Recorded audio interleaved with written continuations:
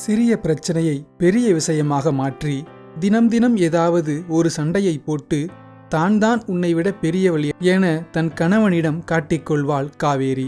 இது நாள் வரை பொறுமையாக இருந்த அவள் கணவன் அன்று கோவப்பட்டு காவேரியை அடிக்க கை ஓங்கியதும் அதையும் பெரிதாக்கி அழுது ஆர்ப்பாட்டம் போட்டு பக்கத்து வீடு எதிர்த்த வீட்டுக்கு கேட்கும் அளவுக்கு சத்தம் போட்டு அழுது தன்னுடைய 5 வயது மகனை தூக்கி கொண்டு அம்மா வீட்டிற்கு சென்று விட்டாள்.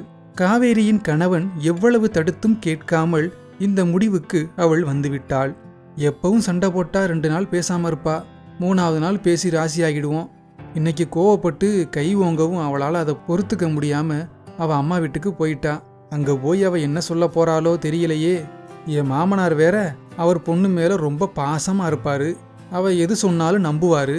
அதனால தான் இவ இப்படி திமிர் பிடிச்சு திரியிறா. இப்படியே இவ இருந்தா எதிர்காலம் என்ன ஆகிறது என்ற கவலையோடு சாப்பிட மனமில்லாமல் வீட்டில் தனியாக படுத்து யோசித்து யோசித்து காவேரியின் கணவனுக்கு தலைவலியே வந்துவிட்டது. சரி, இப்போதைக்கு இந்த பிரச்சனைக்கு முடிவு தேட வேண்டாம், காலையில் பார்த்து கொள்ளலாம் என முட்டி மோதி தூங்கிவிட்டான்.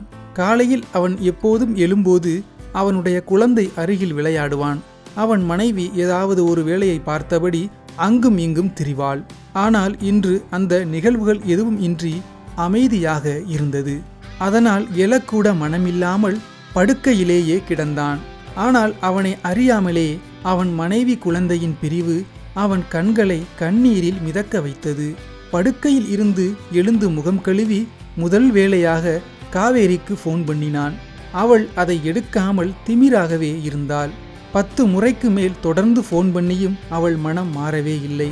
அதற்கு பதிலாக அவனுடைய மாமனார் தான் ஃபோனை எடுத்து, ஏன்பா அவ தான் பேசலையில திரும்ப திரும்ப ஏன் ஃபோன் பண்றீங்க என கோபமாக கேட்டதும் அவன் பேச தயங்கி ஃபோனை வைத்து விட்டான். அதையும் ஒரு குறையாக, பாரு நான் பாட்டுக்கும் பேசிக்கிட்டு இருக்கேன், மரியாதை இல்லாம ஃபோனை கட் பண்றத என்று தன் மகள் காவேரியிடம் சொல்லி அவள் கோபத்தை இன்னும் தூண்டிவிட்டார். அவளும் பதிலுக்கு தன் கணவனை ஏதேதோ சொல்லி திட்டினாள்.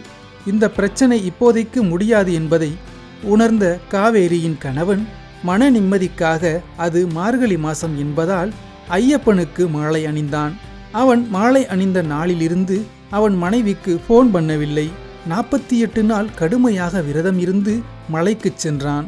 அப்போது அவனுடன் சென்ற குழுவினர் லாட்டரி சீட்டு வாங்கினார்கள். அதனால் அவனும் தன் மனைவியின் பிறந்த நாள் தொடங்கிய நம்பரில் இருந்து லாட்டரி சீட்டை வாங்கினான். அதை பெரிதுபடுத்தாமல் பத்திரமாக தன் பேக்கில் ஓரம் வைத்துக்கொண்டு தரிசனம் முடிந்து தன் வீட்டிற்கு திரும்பினான். அந்த பிரசாதத்தை எடுத்துக்கொண்டு தன் மனைவியை பார்க்க மாமனார் வீட்டிற்கு சென்றான். ஆனால் அவனை கொஞ்சமும் மதிக்காமல் காவேரி உதாசீனம் செய்தாள். அதனால் பிரசாதத்தை மட்டும் அங்கேயே வைத்துவிட்டு மனதுடைந்து நின்றான். தன் குழந்தையை கூட கொஞ்ச விடாமல் தடுத்ததால் அவன் மனம் அதிகமாக கவலைப்பட்டது.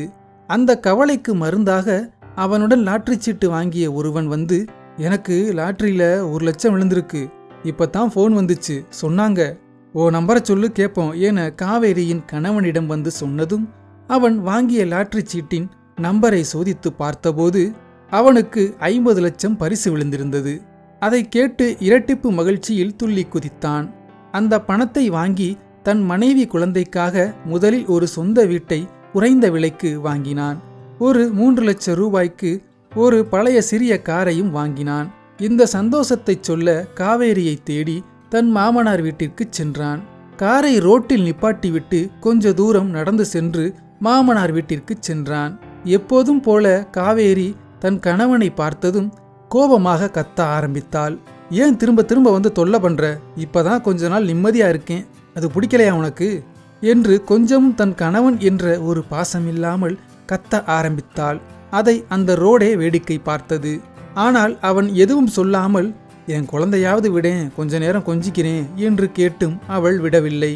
இதையெல்லாம் பார்த்து கொண்டிருந்த அக்கம்பக்கத்தினர், இவளுக்கு இவ்வளவு கோபமும் திமிரும் ஆகாதுப்பா, இவதான் புருஷங்கிட்ட வாழ போகலைனா புள்ளையாவது கொஞ்சம் விடலாம்ல, ரொம்ப திமிரு இவளுக்கு, எல்லாம் இவ அப்பன் கொடுக்கிற செல்லம் என்று முணங்கினார்கள்.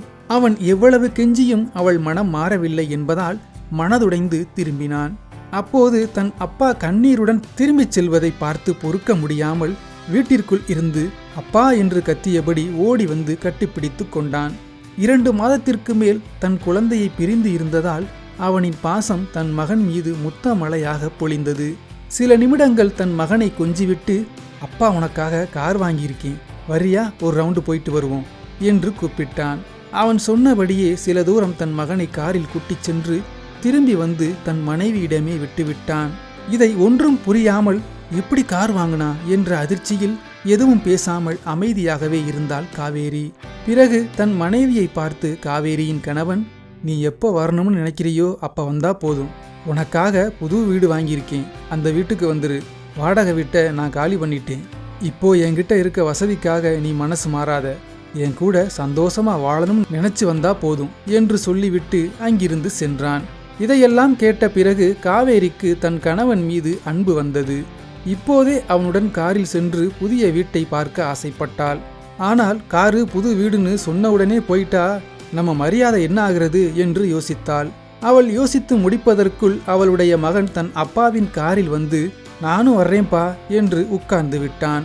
அதனால் வேறு வழியில்லாமல் தன் கோபத்தை விட்டு காவேரியும் கணவனுடன் வந்துவிட்டாள். ஆனால் அவளின் குணம் மாறவே இல்லை.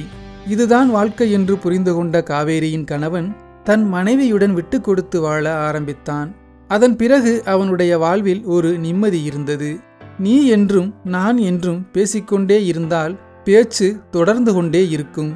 நாம் என்று நினைத்தால்தான் வாழ்க்கை இனிதாக இருக்கும், கணவன் மனைவி இருவருக்கும். இந்த கதை உங்களுக்கு பிடித்திருந்தால் தயவு செய்து சப்ஸ்கிரைப் பண்ணுங்க, சப்போர்ட் பண்ணுங்க. நன்றி.